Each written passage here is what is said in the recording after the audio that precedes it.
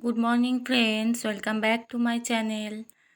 আজ আমি তোমাদের সঙ্গে শেয়ার করব কিভাবে ঘরের মধ্যে রোজ ওয়াটার তৈরি করা যায়। বিশুদ্ধ রোজ ওয়াটার কিভাবে ঘরোয়া পদ্ধতিতে তৈরি করা যায়, চলো দেখে নিই কীভাবে আমি রোজ ওয়াটার তৈরি করছি। তো বন্ধুরা, আমি এখানে 6খানার মতো গোলাপ ফুল তুলে নিয়েছি। এবার গোলাপ ফুল থেকে পাপড়িগুলোকে ছিঁড়ে ভালো করে পরিষ্কার জলে ধুয়ে জলটাকে শুকনো করে নিয়েছি। দেখো বন্ধুরা, আমি এরকম 6খানা ফুলের পাপড়ি জল ঝরিয়ে নিয়েছি ধুয়ে। দেখো বন্ধুরা, আমার এই গোলাপগুলো কিন্তু পুরো ডার্ক পিঙ্ক নয়, খানিকটা হোয়াইটিশ পিঙ্ক, তাই পুরো রোজ ওয়াটারটা কিন্তু পুরো ডার্ক পিঙ্ক হবে না।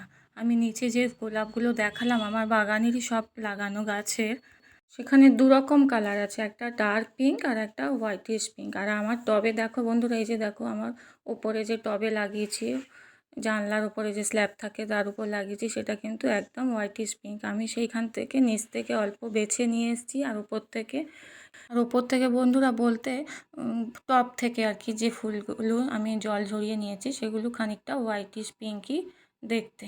চলো দেখি। দেখো বন্ধুরা, আমি একটা বাটিতে 2 কাপ জল নিয়েছি। এবার জলটা গরম করতে বসিয়ে দিয়েছি। এবার বন্ধুরা, জলটা গরম হলে ফুলের পাপড়িগুলো এর মধ্যে দিয়ে দিয়েছি। গোলাপ জলটা তৈরি করতে করতে চলো বন্ধুরা আমরা একটু জেনে নিই গোলাপ জল কী কী কাজে লাগে। বন্ধুরা, তোমরা কিন্তু বাজার থেকে গোলাপ ফুল কিনে এনে ওই রোজ ওয়াটারটা ঘরে তৈরি করে নিতে পারো। আমরা যে বাজার থেকে রোজ ওয়াটার কিনে আনি সেখানে কিন্তু অনেক রকম কেমিক্যাল মেশানো থাকে, তাছাড়াও কালার মেশানো হয়, প্রিজার্ভ করার জন্য অনেক রকম আরও অন্যান্য কেমিক্যাল মেশানো থাকে, যেটা কিনা আমাদের স্কিনে উপকারের চাইতে অপকার বেশি হয়ে যায়, ক্ষতি বেশি হয়ে যায়।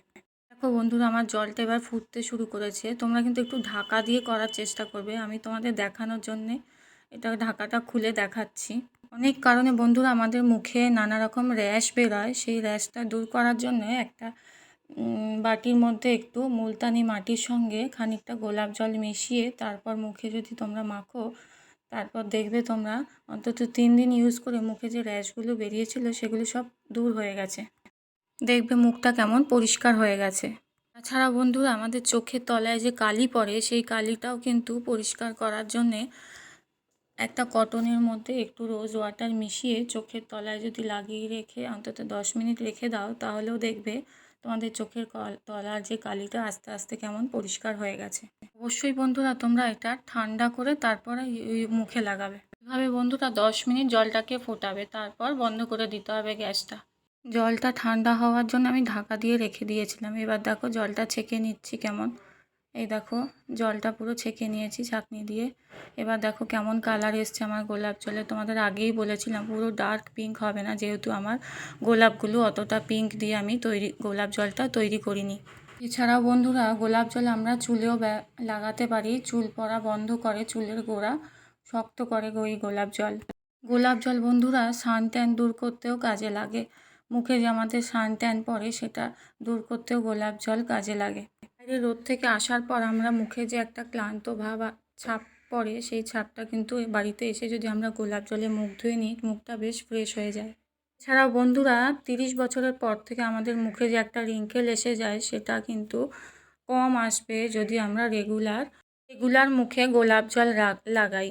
তাছাড়া বন্ধুরা, আমরা সবাই জানি গোলাপ জল কিন্তু বিভিন্ন রকম রান্নার কাজেও আমরা ব্যবহার করে থাকি। কিছু কিছু রান্না আছে বন্ধুরা যেগুলো গোলাপ জল ছাড়া কিন্তু করাই যায় না। গোলাপ জল কিন্তু অবশ্যই রান্নাতে দিতেই হবে, না হলে কিন্তু টেস্ট হবে না। তাছাড়া বন্ধুরা, আমরা কিন্তু গোলাপ জলটাকে প্রিজার্ভ করে রাখতে পারি 6 মাস। দেখো বন্ধুরা, আমি একটা স্প্রে বোতলে গোলাপ জলটাকে কেমন ঢেলে রেখেছি। এটা কিন্তু তোমরা ফ্রিজে রেখে দিতে পারো। ফ্রিজে রাখলে অনায়াসেই কিন্তু 6 মাস তোমরা এটা ব্যবহার করতে পারবে। আর যদি বাইরে রাখো অন্তত 1 মাস তোমরা ইউজ করতে পারবে, কোনো রকম নষ্ট হবে না। যেহেতু কেমিক্যাল মেশানো নেই, তাই কিন্তু অনেক দিন এটা রেখে ব্যবহার করা যায় না। বন্ধুরা, তোমরা যদি আরও কিছু ইউজ জেনে থাকো গোলাপ জলের, আমাকে অবশ্যই কমেন্ট করে জানিও।